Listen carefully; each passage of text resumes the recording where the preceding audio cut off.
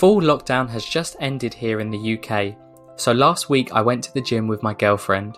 I'm fortunate enough to have a home gym set up where I live, which I had been using while the gyms were closed. Lifting weights is something I enjoy most in life, so I do it 4 to 6 times a week and haven't skipped a workout for a couple of years now. I'd like to say that I'm in decent shape, and while I was at the gym, I'll be honest, I was feeling myself a bit. There are 2 types of people in the gym: people that say they check out their pumps in the mirror, and liars. Part of me thought, wow, I wonder if people will notice how good my biceps look, and this thought stayed with me throughout my workout. As I was leaving the gym with my head held high, walking through the car park, my girlfriend turned to me and said, "Didn't my bum look good in there?"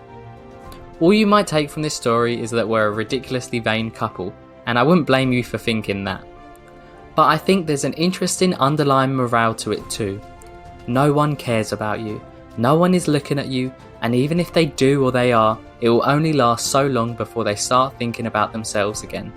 Think about it. How many times have you been worrying obsessively about something or someone, only for you to be sent back down to earth when you realise it's not a big deal to the other person? Our ancestors spent thousands of years in tribes, where not being liked could end up getting you killed, either to make space for new tribe members or to make the tribe more efficient. Our mind is still running on this script. It thinks that everyone is judging us and that it's vital to know that for our survival.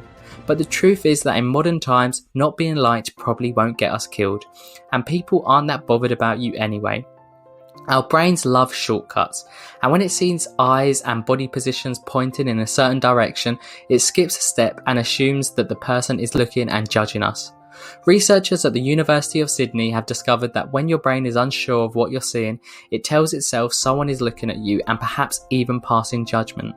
They tested this by giving subjects pictures of faces and asking them where they thought they were looking, which led to a lot of assumptions. One of the researchers said, "It turns out that we're hardwired to believe that others are staring at us, especially when we're uncertain." So this assumption that people are looking at us, mixed with the survival instincts of our ancestors, combined to make the perfect cocktail of social anxiety. Sounds like we've been dealt a pretty bad card, right? Maybe, but psychologists, philosophers and other great thinkers throughout society have developed effective techniques for countering this. Cognitive behavioural therapy works to change your underlying beliefs throughout the program, which in turn gives you a greater feeling of control over your anxiety in situations.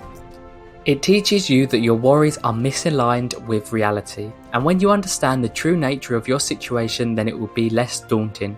For example, if you have a fear of public speaking, you would go through and analyse your true worries. That people will laugh at you, that your friends and co-workers will not like you anymore for messing up, that the audience will speak and interrupt you if you weren't doing well. Then you compare this with reality.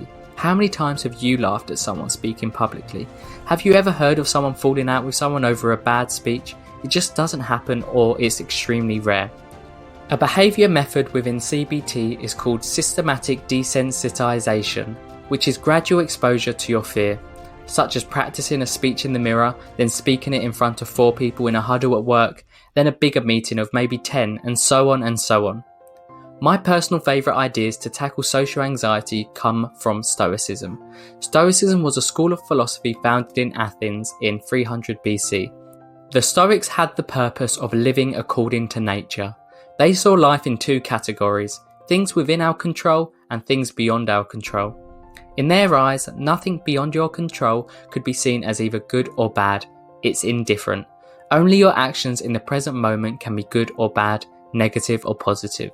In this situation, whether people laugh at you while you're on stage, whether people talk about you behind your back, whether you lose your job, none of that is bad. It simply is. However, talking with clarity while you are up on stage, being a kind person to your peers, and working to the best of your potential at work, all of that can be good or bad in the present moment.